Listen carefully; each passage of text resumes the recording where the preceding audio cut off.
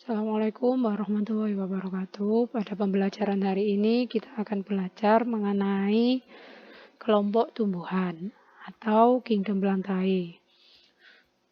Pada LKS, berdasarkan morfologinya atau susunan tubuh tumbuhan bisa dibedakan menjadi dua, yaitu yang pertama tumbuhan tidak berpembuluh atau talupita yang meliputi bryophyta atau tumbuhan lumut. Sedangkan yang kedua adalah tumbuhan berpembuluh atau Tracheophyta meliputi paku-pakuan, Pteridophyta, dan tumbuhan biji, Spermatophyta. Yang pertama, tumbuhan lumut atau bryophyta yang akan kita bahas. Nomor 1, lengkapilah gambar berikut. Jawabannya ada di buku paket IPA halaman 71. Jadi di sini ada gambar. Anak-anak diminta untuk melengkapi bagian A, B, C, D, E yang ada pada gambar. Untuk bagian yang A adalah rizoid, B ini sporangium, tempatnya spora, C tangkai, D daun, E batang. Ciri-ciri dari makhluk hidup di samping antara lain, jadi ini yang dimaksud adalah ciri-ciri dari tumbuhan lumut. Tumbuhan lumut tidak memiliki berkas pengangkut. Masih belum dapat dibedakan antara akar, batang, dan daun. Karena dia tadi disebut sebagai tumbuhan tak berpembuluh ya.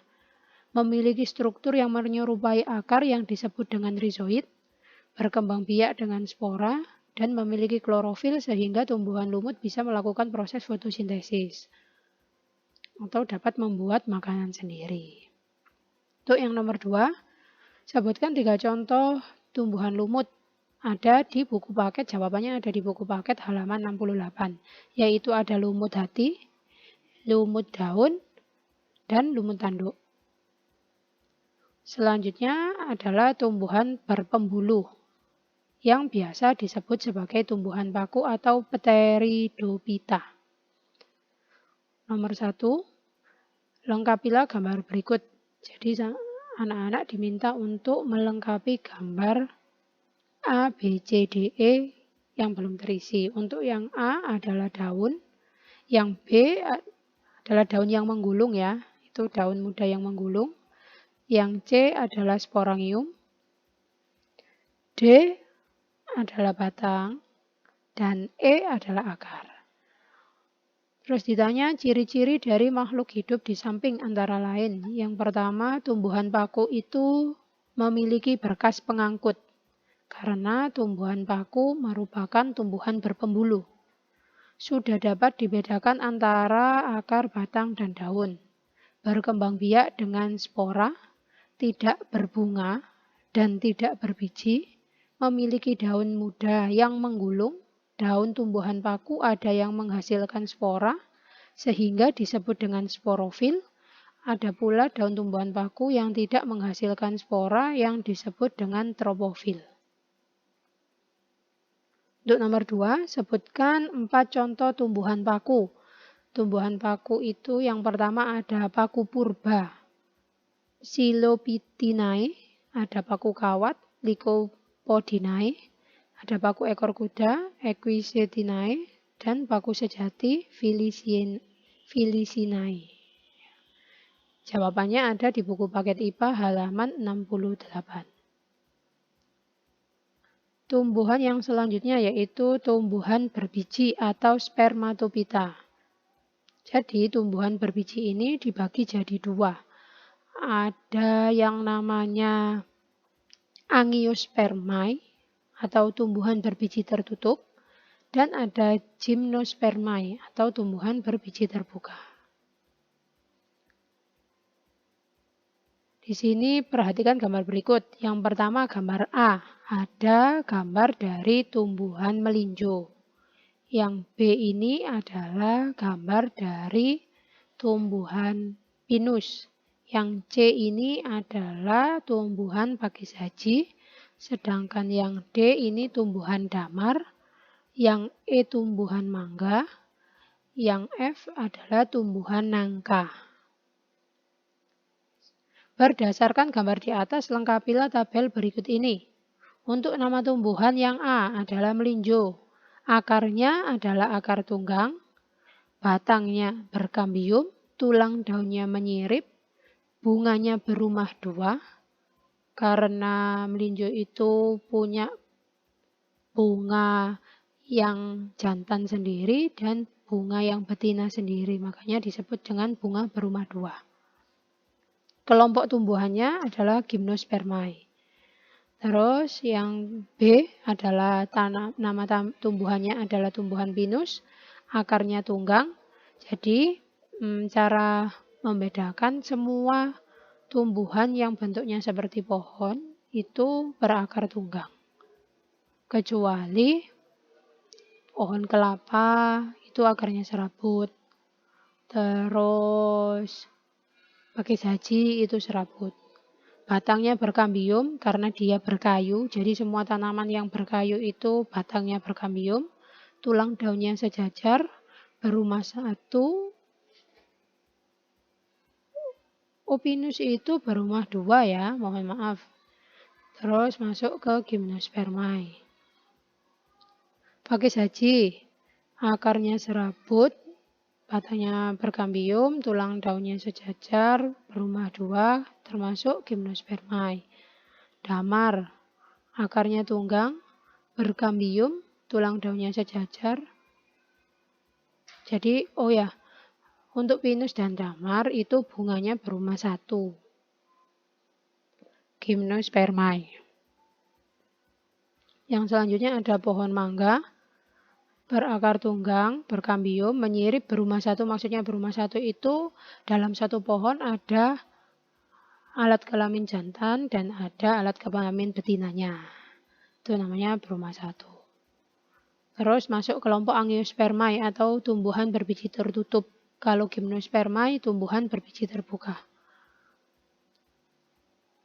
Pohon nangka itu berakar tunggang, berkambium, tulang daunnya menyirip, berumah satu, Angiospermae. Berdasarkan tabel di atas, manakah yang termasuk kelompok tumbuhan berbiji terbuka? Ada melinjo, pinus, pakis haji, sama damar. Nomor 3, berdasarkan tabel di atas, manakah yang termasuk kelompok tumbuhan berbiji tertutup? Atau Angiospermae, pohon mangga dan pohon nangka. Sebutkan 5 ciri-ciri yang dimiliki Gymnospermae. Yang pertama adalah berbiji telanjang karena bijinya tidak dibungkus oleh daun buah. Itu yang disebut berbiji terbuka. Alat reproduksinya berupa bangun seperti kerucut yang disebut strobilus. Ada 2, yaitu strobilus jantan dan strobilus betina. Terus batangnya besar dan berkambium, berakar tunggang, dan ada juga yang berakar serabut.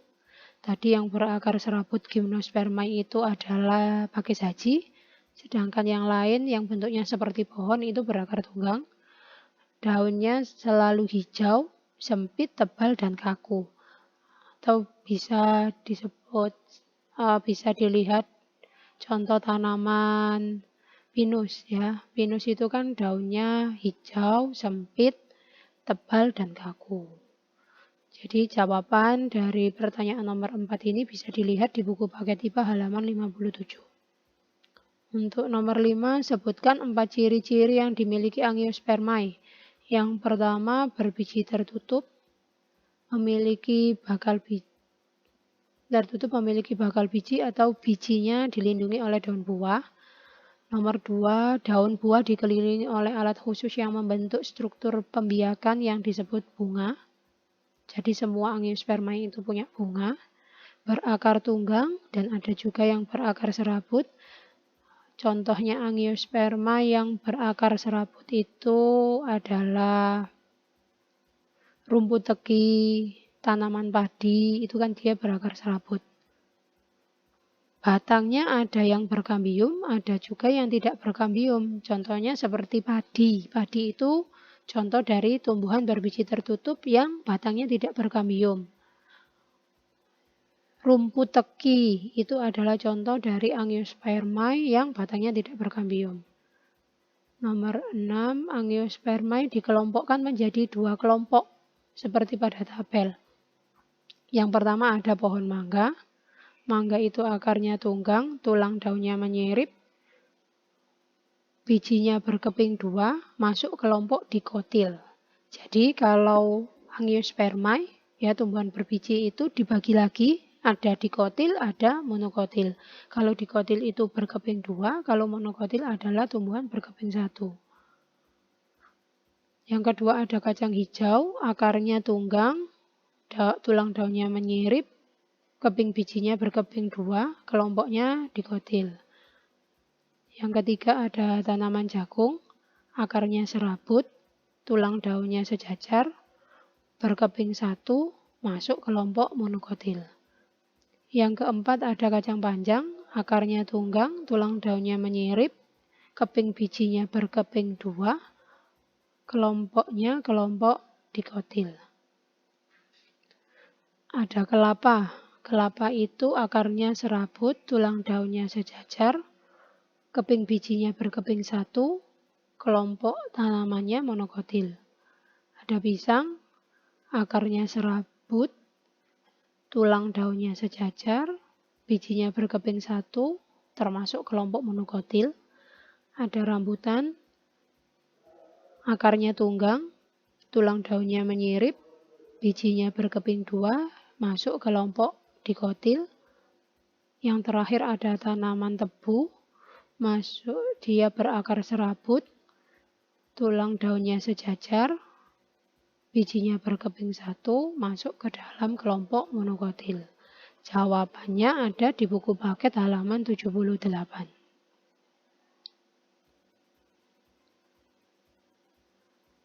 Sekarang, kelompok tumbuhan dikotil memiliki ciri-ciri sebagai berikut. Yang pertama, dia punya akar tunggang.